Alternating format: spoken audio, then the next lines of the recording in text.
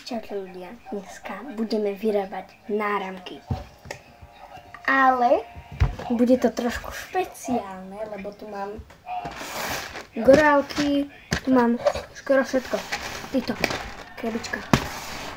Takže tu máme elastickú niť. Dneska si ho nenavlečeme na ruku, ale keď nemám nožničky. Kde sú nožničky? Tu, mám ich. No. Čo len skúšame, tak môže byť takto.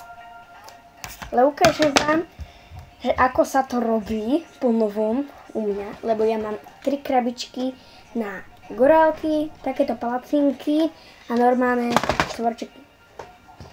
Takže dneska si vyskúšame normálne štvorčeky. V parte 3 si vyskúšame palacinky a v parte 4 alebo v parte 5 si vyskúšame gorálky. Takže dneska, jak som teda povedal, budeme skúšať toto. Ako môžeme vidieť, takto to vyzerá.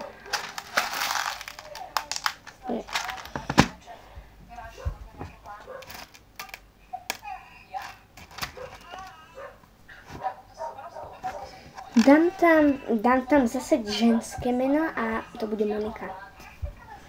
Fakt. Takže každá Monika, kto toto pozerá, no tak pozdravujem. Fakt. Čakať.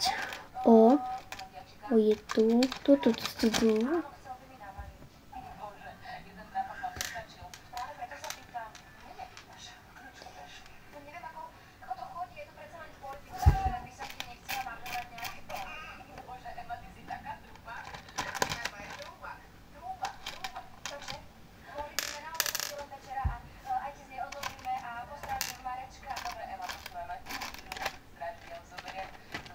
Hele ľudia, pozerám o decko, tak prepáčte, že tu je ten zvuk, môžem to stíšiť, aby ste mohli mňa počuť.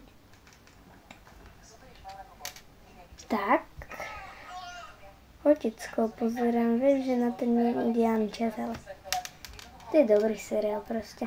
Ale nezaoberáme sa oteckami, zaoberáme sa náramkom.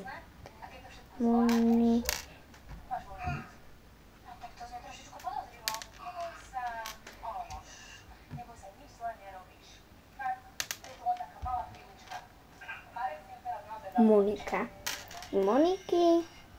Všetky Moniky, ktoré pozriete toto video, máte tu mať náramok.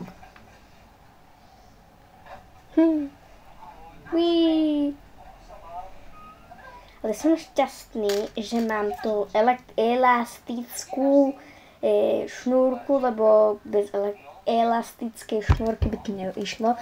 Lebo keď si chcete urobiť poriadny náramok, no tak musíte mať elastickú šnúrku. Takže dneska sme si urobili náramok Monika. Takže sme to vyskúšali z týchto štvorčekových, potom z ďalšom dieli z palacinkových a potom z gorálok. A to nebude končiť potom séria vyrábať náramky, ale to bude potom súboje, napríklad, a viete, také, že súboje. Napríklad to bude ako mini príbeh, ako Emkine strúhadlo, ale Emkine strúhadlo bude, poviem vám v ďalšom videu. A dneska sme si teda vyrobili náramok s menom Monika. Takže čaute.